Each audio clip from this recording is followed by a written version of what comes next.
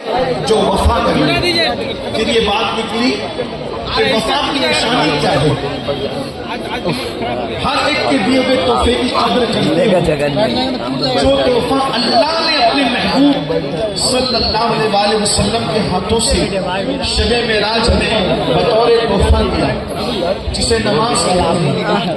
دوستوں کے لیے ٹائم ہے، انٹرنیٹ کے لیے ٹائم ہے، محفلوں کے لیے ٹائم ہے، نماز کے لیے ٹائم ہے. اور یاد رکھنا اللہ کے رسول صلی اللہ علیہ وسلم کا ارشاد سنو. آقا کریم صلی اللہ علیہ وآلہ وسلم ارشاد فرماتے ہیں، اللہ کے پیارے محبوب کا فرمان ہے کہ جس نے جان بوجھ کر نماز کو ترک کر دیا، دھیان سے سننا، حضور سے عشق کا دعویٰ کرنے والوں، آقا سے محبت کا دعویٰ کرنے والوں، آقا سے پیار کا دعویٰ کرنے والوں، انکار نہیں ہے کہ تم عاشق رسول ہو، یقیناً عاشق رسول ہو، لیکن بتاؤ اللہ کے حبیب علیہ السلام و تسلیم فرماتے ہیں جس نے جان بوجھ کر نماز چھوڑ دیا وہ میرے ذمے سے باہر ہو گیا، قیامت کے دن اس کے ساتھ میرا کوئی وعدہ نہیں ہے. اللہ کے بندو ذرا سوچو، جس سے حضور علیہ السلام و تسلیم بیداری پہنچانے والوں اللہ کے حبیب علیہ السلام نے ایک مرتبہ اپنے صحابہ سے کہا، اے میرے صحابہ یہ اللہ کی بارگاہ میں دعا کرو کہ اس سے نہیں پوچھو گے کہ بدبخت کسے کہتے ہیں، محروم کسے کہتے ہیں. ذرا دھیان سے سننا، جو رسول ہر امتی کا بخت ہے، اللہ اکبر، وہ رسول جو ہماری قسمت ہے، وہ رسول اللہ اکبر جو ہمارے مقدر میں لکھی ہوئی ہماری گویا کی تقدیر ہے. اسی لیے تو حضور کے امتی کو ہم بد نصیب نہیں کہہ سکتے، کیونکہ جس کے نصیب میں آمینہ کا نام لکھا ہو اس سے بڑھ کر نصیب ہمارا رسول ہے.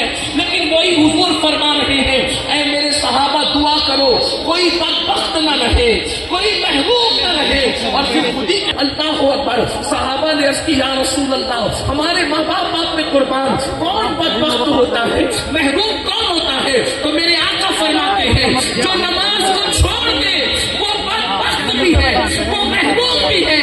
اب مجھے بتاؤ رسول اللہ جس کو محروم کہتے اس کو کون عطا کر سکتا ہے؟ جس کو سب محروم کر دیتے ہیں اس کو حضور عطا کرتے ہیں. اب مجھے بتائیے اس کو کون نواز سکتا ہے، اس کے نصیب کو کون جلا سکتا ہے؟ بڑی معذرت کے ساتھ جس پر محرومی کی مہر حضور لگا دے دنیا کا کوئی تعویذ آپ کو عطا نہیں کر سکتا. جس کو بدبخت زبان رسالت کہتے اس کے بخت کو کوئی بیدار نہیں کر سکتا. اس لیے نماز کی طرف آؤ. اور جو میں نے کہا تھا کہ اپنی جوانی کو ضائع نہ کرو، بس دو باتیں اس لیے کہ محبوب صاحب موجود ہیں، بس اپنی دو باتیں کر کے بات پوری کر لوں. یاد رکھنا جوانی کا مسیوز نہ کرو، جوانی میں اللہ کی عبادت کرو، اس لیے کہ اللہ کو جوان بھی پسند ہے اور جوانی کی عبادت بھی پسند ہے. آج سے پہلے اگر کچھ بھی کیا توبہ کرو. اللہ تعالیٰ ارشاد فرماتے ہیں جمع الجوامع ایک کتاب ہے، اس کتاب میں یہ حدیث موجود ہے. اللہ پاک حدیث قدسی میں فرماتا ہے جس جوان کو میں خوبصورتی دوں، دھیان سے سنو، سب خوبصورت ہو. یاد رکھنا اگر رنگ سانولا ہے تو یہ خوبصورتی کے خلاف نہیں ہے، کیونکہ جس کو قدرت چار قسمیں اٹھا کر جس کے حسن کو بیان کرے اس سے خوبصورت کون ہو سکتا ہے؟ اللہ فرماتا ہے وَالتِّينِ الْإِنسَانَ فِي أَحْسَنِ تَقْوِيمٍ. اللہ فرماتا ہے تین کی قسم، زیتون کی قسم، طور سینا کی قسم اور بلد امین یعنی مکے کی قسم. تفسیری ترجمانی یہ ہو سکتی ہے ولادت گاہ ابراہیم کی قسم، ولادت گاہ عیسیٰ کی قسم. ولادت نہیں تو پھر میلاد کس چیز کا نام ہے؟ اور ایک تفسیری قول اور بھی بیان کر دوں. تین سے مراد صدیق اکبر، زیتون سے مراد عمر ابن خطاب اور طور سینا سے مراد عثمان غنی اور بلد امین سے مراد مولا علی. تب یہ کہہ سکتے ابو بکر کی قسم، عمر کی قسم، عثمان کی قسم، علی کی قسم. اٹھا کر کے پھر کہا جا رہا ہے لقد خلقنا الانسان فی احسن تقویم. ہم نے انسان کو بہت خوبصورت بنایا. انسان بہت خوبصورت ہے. فرشتوں میں جو اللہ نے حضرت انسان انسان کو عطا فرمایا ہے، اس لیے کہ اگر اللہ کی مخلوق میں انسان سے زیادہ خوبصورت کوئی ہوتا تو اللہ اپنے محبوب کو اسی لباس میں بھیجتا۔ اللہ نے محبوب کو لباس بشر میں بھیج کر بتا دیا تجھ سے زیادہ خوبصورت کوئی نہیں ہے۔ یہی آ کر کچھ مولویوں کو ٹھوکر لگی، نبی کو لباس بشر میں دیکھ کر انہوں نے کہا نبی چھوٹا ہے کیونکہ لباس بشر میں ہے۔ ہم نے کہا نظریں بدل گئی تو نظارے بدل گئے۔ نبی کو لباس بشر میں مولوی نے دیکھا تو نبی چھوٹا نظر آیا، اور ہم نے لباس بشر میں دیکھا تو ہمیں لباس بشریت کی معراج کا اندازہ ہو گیا، اور بیگم شاہ وارسی کا دمدار شعر یاد آ گیا۔ اب آدمی کچھ اور ہماری نظر میں ہے، اب آدمی کچھ اور ہماری نظر میں ہے، جب سے سنا ہے یار لباس بشر میں ہے، لباس بشر میں ہے، ہمیں پتا چل گیا لباس بشریت کتنا عظیم لباس ہے کہ اللہ نے حقیقت محمدی کو لباس بشر پہنا کر کے بھیجا۔ اس لیے تم سب خوبصورت ہو، لیکن قرآن کیا کہہ رہا ہے؟ ثم رددناہ اسفل سافلین۔ اگر تم نے جوان کی قدر نہیں کی، اگر تم نے جوانی کی قدر نہیں کی تو اللہ تمہیں بڑھاپے کے عمیق غار میں ڈھکیل دے گا۔ آپ سوچتے ہیں کہ کوئی ایسا بھی ہے جس کو بڑھاپا نہیں آتا؟ علامہ ابن رجب حنبلی اپنے رسائل میں لکھتے ہیں کہ علامہ جوان دکھتے تھے۔ یاد رکھنا یہ جو سڑیائی بات کھوسٹ کمزور بڑھاپا آتا ہے نا، بڑھاپا وہ گناہوں کی وجہ سے آتا ہے، ورنہ اگر انسان گناہ نہ کرے بال سفید ہو جاتے ہیں، لیکن بڑھاپا نہیں آتا جس کو کمزوری کہتے ہیں۔ میں نے کہا نا آپ کو کہ کہنے والے نے جو بات کہی کہ محمد کے غلاموں کو بڑھاپا نہیں سکتا، غلاموں کو بڑھاپا، داڑھی سفید ہونا یہ حسن ایمان کی نشانی ہے۔ بڑھاپا کمزوری کا نام ہے، کمزوری کا۔ اللہ اکبر۔ اسی لیے اللہ نے اپنے محبوب کو بھی بڑھاپے سے محفوظ رکھا۔ 63 سال کی عمر میں بھی اللہ کے رسول علیہ السلام 35 سال کے جوانوں کی طرح نظر آتے تھے۔ اسی لیے جو بھی حضور کو دیکھتا پکار اٹھتا یا شباب، اے جوان۔ اسی لیے یاد رکھنا اللہ اکبر۔ اور پھر بات مولا علی کی آتی ہے تو اللہ نے علی کو ایسی جوانی عطا فرمائی ہے، اللہ نے علی کو ایسی جوانی عطا فرمائی ہے کہ مولا علی کو کبھی بڑھاپا آیا ہی نہیں۔ بلکہ ایک بات میں آپ سے کہہ دوں، قاتل دشمن تھا لیکن قاتل نے علی کو بازار میں نہیں مارا، قاتل نے علی کو دکان پہ نہیں مارا، قاتل نے علی کو بستر پہ سوتے ہوئے نہیں مارا، اس لیے کہ علی کی نیند میں بھی رو تھا، رو۔ قاتل جان گیا علی کو مارنا ہے تو سوتے میں بھی نہیں مارا جا سکتا، اگر علی کو مارنا ہے تو حالت نماز میں حملہ کرو تبھی علی کو مارا جا سکتا ہے۔ اسی لیے مولا علی کے لیے اس عمر میں جب داڑھی سفید ہو گئی تھی، قاتل نے ٹکرانے کی کوشش نہیں کی، کیونکہ اللہ نے علی کو وہ جوانی عطا کی تھی کہ ان کو کبھی بڑھاپا آیا ہی نہیں۔ میرے آقا فرماتے ہیں لا فتح الا علی، لا سیف الا ذوالفقار۔ علی کی طرح کوئی جوان نہیں ہے، ذوالفقار کی طرح کوئی تلوار نہیں۔ ابن رجب حنبلی لکھتے ہیں، ابن طیب طبری سے پوچھا گیا 100 سال کی عمر میں آپ کو بڑھاپا نہیں آیا، وجہ؟ ابن طیب طبری فرماتے ہیں میں نے جوانی میں اپنے آپ کو گناہوں سے بچایا اور اللہ نے مجھے بڑھاپے سے محفوظ فرما لیا۔ طاقت بہت ہوگی، لوگ کیا کہتے ہیں؟ میں انکار بھی نہیں، گھی کھاؤ، کاجو کھاؤ، بادام کھاؤ، پستہ کھاؤ، مغزیات کھاؤ، مقوی غذائیں کھاؤ، طاقت رہے گی۔ میں ایک سوال کرتا ہوں، انکار نہیں، کھاؤ، لیکن جن کے گھر میں 1 مہینہ چولہا نہیں جلتا تھا ان کو کون سے ڈرائی فروٹ نصیب ہوں گے؟ جن کو روٹی نہیں تھی کھانے کے لیے وہ ڈرائی فروٹ کب کھاتے؟ لیکن طاقت کتنی تھی، کتنی طاقت تھی۔ ایک دن میرے مولا علی یہ مرتضیٰ کی ڈھال گری، پوری زندگی میں ایک ہی بار ڈھال گری۔ میں خیبر نئے انداز سے پڑھنے لگا، توجہ فرمائے، علی کا بیٹا موجود ہو تو پھر میں خیبر نئے انداز سے پڑھوں۔ غور کرتے ہیں آپ، پوری زندگی میں مولا علی کی ایک ہی بار ڈھال گری، بس ایک بار۔ اور وہ کون سا مقام تھا؟ وہ مقام خیبر تھا۔ کبھی کبھی لوگ خیبر بیان کرتے ہوئے اتنا کہتے ہیں کہ مرحب نے حملہ کیا تو علی کا کچھ نہیں ہوا. میں یہ خلاف واقعہ بات ہے. ہم لوگ غلو کرنے والے لوگ نہیں ہیں. ہم کہتے ہیں کہ مولا علی کو تلوار لگی اور پیشانی زخمی ہوئی اور پوری زندگی آپ کی پیشانی پر وہ نشان رہا. مرحب مرحب تھا. 1000 پہلوانوں کے برابر سمجھا جاتا تھا.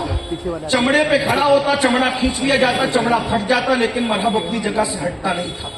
مرحب اتنا طاقت ہے. اس نے حملہ کیا اور مولا علی تھے بہت خوبصورت. وہ تو بہت خوبصورت نہیں تھے.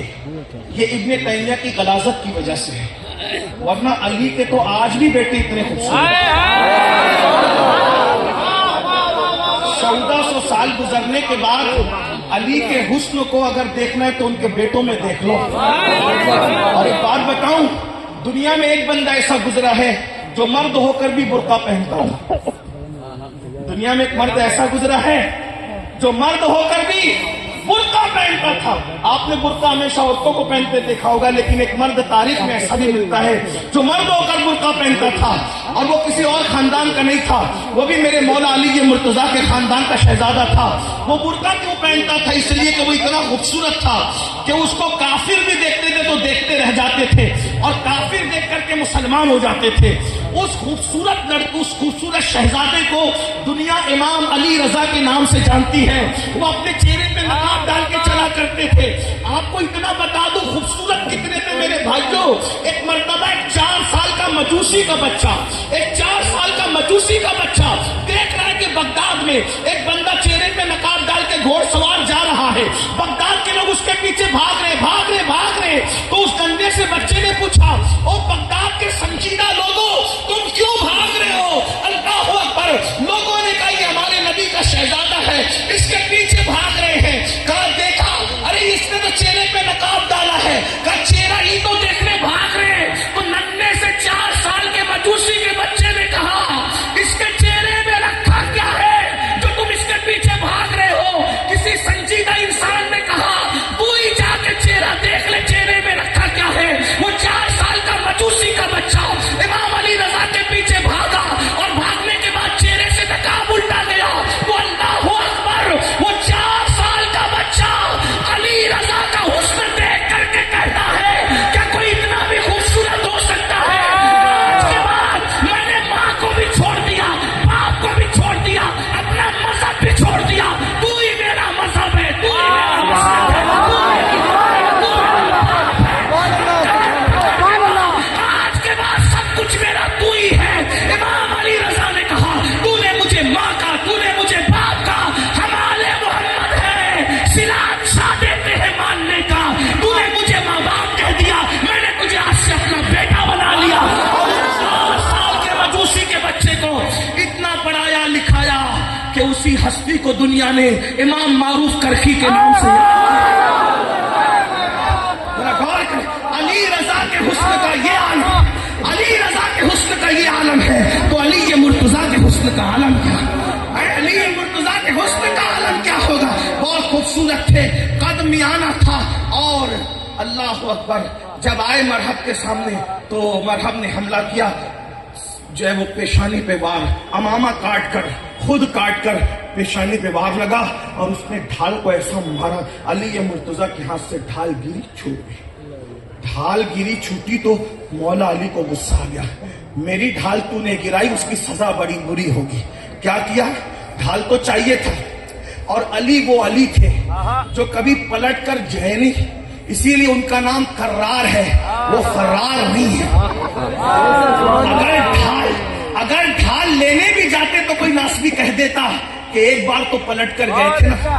علی میں مرتضیٰ کو یہ بھی گوارا نہ ہوا کہ میں پلٹ کر جاؤں. پیٹ دکھا کے دشمن کو جانا یہ شان علی نہیں. اسی لیے سرکار نے فرمایا, کل جھنڈا اس کو دوں گا جو فرار نہیں ہوگا بلکہ کرار ہوگا.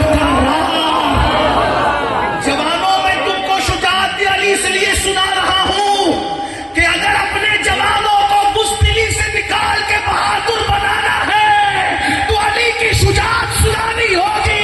جب یہ قوم شجاعت علی کو جان لے گی تو بزدلی سے باہر نکل جاؤ. سنا کی فلمیں بزدلی बुज़दिल लोग देखते हैं, मस्जिदों को वीरान बुज़दिल लोग करते हैं, लड़कियों से नाजायज दोस्ती बुज़दिल लोग करते हैं, अपने हाथ से अपनी जवानी का खात्मा बुज़दिल लोग करते हैं। और जो वफादार होते हैं, वफा होते हैं, बहादुर होते हैं, शुजाअत रखते हैं, वो अपनी जवानी को अपने हाथ से जाया नहीं करते, लड़कियों से नाजायज दोस्ती नहीं करते, ज़िना के अड्डों का आबाद नहीं करते। उनकी तो शान होती है, नहीं तेरा नशेमन कसर सुल्तानी के गुंबद पर तू शाही है, बसेरा कर पहाड़ों की चट्टानों में। उकाबी रूह जब बेदार होती है जवानों में, नजर आती है उनको अपनी मंजिल आसमानों में। जिसने भी बहादुरी का कारनामा अंजाम दिया है, कहीं ना कहीं वो अली मुर्तजा से कनेक्ट था, तभी दे सका। मिसाल के तौर पर करबला के अंदर बहादुरी का कारनामा अली मुर्तजा का बेटा दे रहा है। सल्जुकियों की दौरे हुकूमत के अंदर अल्लाह अकबर सबाई फितने का खात्मा गौसे आजम की शक्ल में अली का बेटा कर रहा है। 90 लाख को कलमा पढ़ाने वाला कारनामा अली का बेटा अंजाम दे रहा है। वारिस देवा, इसी तरह शाह बरकतुल्लाह, मखदूम अशरफ जहांगीर सिमनानी, इसी तरीके से शेख अहमद रिफाई, सबको देखते चले जाइए। जिसने अंदलुस के साहिल पे कश्तियां जलाई थी, उसका ताल्लुक भी अली से था। जिसने बैतुल मुकद्दस के ऊपर इस्लाम का परचम लहराया था, उस सलाहुद्दीन अय्यूबी का ताल्लुक भी मौला अली से था। याद रखना, हम अली वाले हैं, लेकिन वो अली वाले नहीं कि अली को माने और अली के इमाम को गाली दे। हम वो अली वाले नहीं है कि अली को माने और अली के इमाम को गाली दे। हम तो वो अली वाले हैं, अली अली भी करते हैं, लेकिन सिद्दीक अकबर की मोहब्बत के साथ करते हैं, फारूक आजम की मोहब्बत के साथ करते हैं, उस्मान गनी की मोहब्बत के साथ करते हैं। हम अली को भी मानते हैं और 2.5 साल तक के जिस अली ने सिद्दीक अकबर के पीछे नमाज पढ़ी है, उस सिद्दीक को भी इमाम मानते हैं। अली ने जिसको इमाम माना है, अगर वो इमाम नहीं है तो दुनिया में कोई इमाम पैदा ही नहीं हुआ। इसीलिए हमारे मुर्शिद हुजूर मुहद्दिस आलम के जोशी ने कहा था, मर्तबा हजरत सिद्दीक का ये है सैयद, और फजीलत के वो जामे हैं नबूवत के सिवा, फजीलत के वो जामे हैं नबूवत के सिवा। अल्लाह अकबर अर्ज कर रहा था, जब मौला अली की पे ढाल जमीन पे गिरी है, सोचा पलट के जाऊंगा तो नास भी ताना देंगे कि अली ने तो पीठ दिखाई थी, कब पीठ नहीं दिखाएंगे, तुम्हारे ही घर से ढाल का इंतजाम करेंगे। लेकिन वो कैसे? तलवार सीधे हाथ में थी, दूसरे हाथ से, जिसको लोग उल्टा कहते हैं। हम मौला अली के लिए किसी चीज को उल्टा नहीं कहते, क्योंकि हमारा मसलक मुकम्मल अदब है? लेकिन दूसरे हाथ से खैबर का दरवाजा उखाड़ा है, ढाल गिराई, उसकी सजा देख ले मरहब कि मैंने तेरे किले के दरवाजे को ढाल बना ली। और अल्लाह अकबर 150 मन का दरवाजा उठाकर मौला अली उसको ढाल बना करके लड़ते रहे, और जब उठा करके फेंका है तो 40 लोग मिलकर भी उसको उठा न सके। ये ताकत होती है जवानी की, जो गुनाह से बच जाए, जो गुनाह से बच जाए। तो बस एंड करते हुए क्या क्या, गुनाह से बच जाओ। जब भी दिल चाहे गुनाह करने का, एक चीज सोचना, अल्लाह देख रहा है। कोई देखे न देखे, अल्लाह देख रहा है। और इस तसव्वुर से कि अल्लाह देख रहा है, जिंदगी में एक गुनाह छोड़ दोगे, अल्लाह सारी जिंदगी के गुनाह माफ कर देगा। मेरे आका अलैहिस्सलाम फरमाते हैं, कोई औरत पे इंसान का कब्जा हो जाए और इंसान उससे जिना करने की कोशिश करे और कोई रोकने वाला ना हो, बस ये सोच के कि अल्लाह देख रहे, आदमी दूर हो जाए, अल्लाह उसी वक्त उसको बेहिसाब जन्नते नईम का मुस्तहिक करार देता है। अल्लाह देख रहा है। तिरमिज़ी शरीफ की एक हदीस है, जिसको मैं अपने अल्फाज के जामे में, जिसको अल्लामा इब्नुल जौज़ी ने भी लिखा और बड़े बड़े बुजुर्गों ने लिखा, अपने अल्फाज के जामे में पेश कर रहा हूँ। हुजूर को ये हदीस खुद इतनी पसंद थी, ये वाक़या, कि हज़रत अब्दुल्ला इब्न उमर कहते हैं, मैं बच्चा था, फिर भी हुजूर से मैंने 7 मरतबा इस हदीस को सुना। कुछ याद रहे न रहे, ये हदीस याद रखना, इसी पे मेरी बात पूरी हो रही है। जवानी की हिफाजत कीजिए, जवानी की कद्र कीजिए, जवानी चली जाएगी, पछताओगे पछताओगे पछताओगे। 16 साल से शुरू होकर 50 साल तक जवानी रहेगी, फिर चली जाएगी।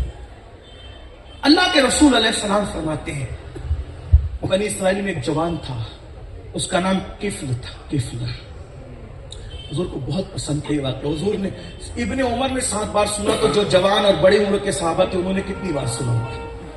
कभी कभी कुछ लोग ये भी सोचते हैं, क्या इन मुक़र्रिरों को और कुछ याद नहीं रहता, कभी बात दोहराते, याद रखना, یاد نہ رہنے پر ہی دہرایا نہیں جاتا. وَذَكِّرْ فَإِنَّ الذِّكْرَ تَنفَعُ الْمُؤْمِنِينَ. مومنوں کے سامنے باتوں یاد دلایا کرو, ان کو نصیحت کیا کرو, باتیں ریپیٹ کیا کرو, کیونکہ ان کا مرتبہ ابن عمر کے سامنے بیان کیا. یہ بھی یاد رکھنے کی بات ہے. کس میں جوان ہے, اپنے الفاظ کی جامع میں حدیث کا مفہوم پیش کر رہا, لیکن وہ عیاش ہے, گنہگار ہے, پاپی ہے, جوان ہے, پاپی ہے. یعنی اپنے الفاظ کے جامع میں کہ وہ اتنا بڑا پاپی ہے کہ روزانہ وہ اپنے بستر پر کوئی نئی لڑکی کی تلاش میں نکلتا تھا, روزانہ, اور روزانہ کسی نہ کسی حسن کے ساتھ وہ کھیلتا تھا, حسن کے ساتھ کھیلتا تھا. آج بھی لوگ جوانی کا استعمال اسی میں, لوگ سمجھتے ہیں انجوائے جوانی کا اسی میں کہ ہم پاپ کریں زنا کریں. یاد رکھنا, نیکی سے بڑھ کر انجوائے کی کوئی چیز نہیں ہے, اور ہمارا مذہب دقیانوسی مذہب نہیں ہے. لوگ کہتے ہیں چاہے وہ دریاؤں کی سیر کو نہ جاؤ, ہم نے کہا کیوں نہ جائے بھائی, جب ہمارے رسول صلی اللہ علیہ وآلہ وسلم سیر کے لیے گئے تو ہم کیوں نہ سیر کریں. بس اتنا ہے, سیر کو جاؤ, انجوائے کرو, گناہ مت کرو. حضور بھی سیر کو گئے, حضور کے سامنے 3 چیزیں پیش کی گئی سیر کے وقت, دودھ, پانی, شراب, ہے نا, دودھ, پانی, شراب, 3 روایتیں. دوسری روایت میں دودھ اور شراب. یا رسول اللہ اس کو پیجئے, دونوں میں سے جو پسند کیجئے. حضور نے شراب نہیں پیا, دودھ پیا. کیا بتایا, سیر کو نکلو, دودھ پیو بھائی, شراب نہ پیو. سیر کرنے جاؤ, کس نے منع کیا؟ سبحان اللہ, سبحان اللہ. ایک بوڑھی عورت اپنی طرف بلا رہی تھی حضور کو, حضور نے اس کی طرف دیکھا ہی نہیں. حضور آگے بڑھ گئے, کسی نے سلام کیا, جواب دیا تو حضرت بہت لمبی روایت ہے لیکن میں 2 باتیں کر کے آگے بڑھ رہا ہوں. جبریل نے اس کے حضور اچھا اس بڈھی کی طرف آپ نے نہیں دیکھا, وہ دنیا تھی, اور جس نے سلام کیا وہ ابراہیم علیہ السلام آپ کے جد امجد تھے, آپ نے ان کی طرف دیکھا, اچھا کیا.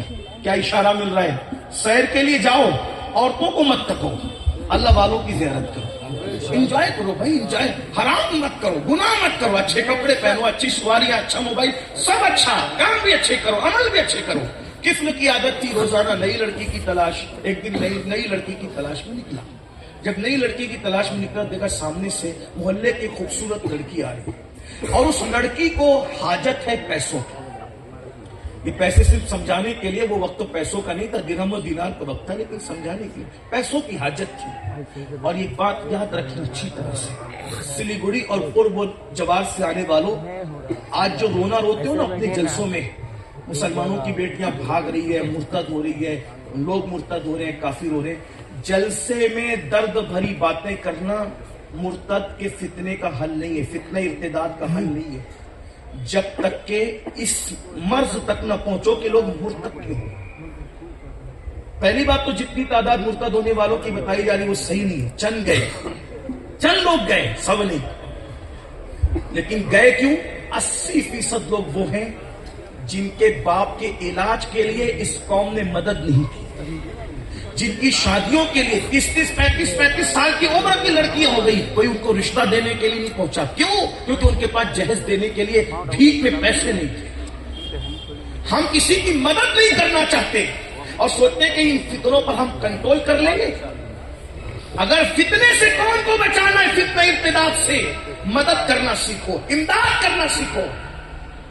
ہم جلسوں پر تو لاکھوں خرچ کر سکتے ہیں, غریبوں پر بھی خرچ کر سکتے ہیں.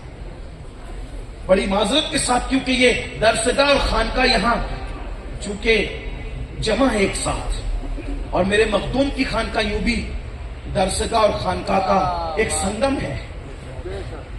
میرے مخدوم کے دور میں ان سے بڑا عالم نظر نہیں آتا. آپ کیا سمجھتے ہیں؟ اردو زبان کے بانیین میں جن کا شمار ہوتا ہے ان میں سے ایک ہستی میرے مخدوم سرکار مخدوم اشرف جہانگیر سمنانی. اور ایک بات آپ کو یہی بتا دوں, وہ جتنے قلم کے دھنی تھے اتنے تلوار کے بھی دھنی تھے. چنگیز خان کے لشکر سے کسی نے جنگ نہیں کی, جس نے جنگ کی ہے اس بادشاہ کو دنیا مخدوم اشرف جہانگیر سمنانی کہتے ہیں. آپ تاریخ اٹھا کر پڑھیں. اور عمر کتنی تھی؟ صرف 13 یا 14 سال کی عمر تھی. جب آپ نے مشورہ کیا چنگیزیوں کا لشکر آ رہا ہے, کیا کرنا چاہیے, وہ کہا کہ آپ نہ لڑے, کوئی نہیں لڑ رہا, آپ نہ لڑے. تو آپ نے مسکرا کے کہا میری چھوٹی عمر دیکھ کے مجھے روک رہے ہو, میری چھوٹی عمر دیکھ کے روک رہے کہ میں مقابلہ نہ کر سکوں گا, میری تو پھر بھی 14 سال کی عمر ہے, میرے دادا علی اصغر نے تو 6 مہینے کی عمر کی. وہ بہادری کے جوہر دکھائے تھے کہ آج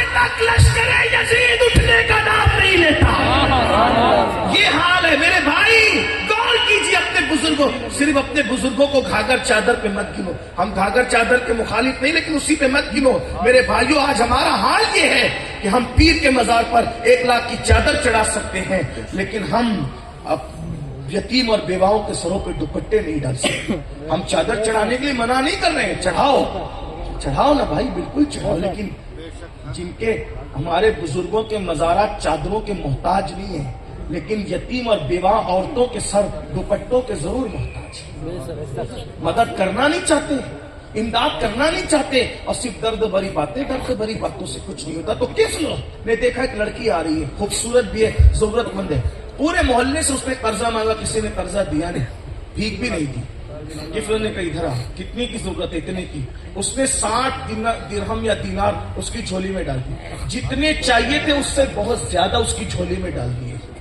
लड़की ने तशक्कुर की निगाह से किफल को देखा। मौलाए कायनात फरमाते हैं, इंसान एहसान का बंदा होता है, जो एहसान करेगा इंसान उसके साथ जाएगा। लड़की ने तशक्कुर की निगाह से देखा, जब तशक्कुर की निगाह से देखा तो किफल ने कहा, पूरे मोहल्ले ने तेरी मदद नहीं की, मैं तुझसे कुछ नहीं चाहता, सिर्फ एक चीज चाहता हूँ, चंद लम्हे मेरे घर चल के थोड़ी देर बैठ जा बस। लड़की साथ होगी। लड़की जैसे ही साथ हुई, गया, खिड़की दरवाजे सब बंद कर दिया और बंद करके उस लड़की के साथ बैठा, और बैठकर जैसे खिसकने लगा, वो लड़की का पूरा वजूद कांपने लगा। किफल ने कहा, लड़की क्यों कांप रही है? कोई देख तो नहीं रहा है ना? लड़की ने कहा, कोई नहीं देख रहा है, सारे खिड़की दरवाजे बंद हो गए, लेकिन एक दरवाजा ऐसा है जो बंदे से खुदा की तरफ खुलता है, खुदा से बंदे की तरफ खुलता है। उस दरवाजे को दुनिया की कोई ताकत कभी बंद नहीं कर सकती। कोई नहीं देख रहा है, अल्लाह देख रहा है। किफल, मैं जानती हूं इससे पहले तूने जिना कई मर्तबा किया, लेकिन मैंने कभी जिना नहीं किया। मैं ये सोच रही हूं कि अल्लाह देख रहा है।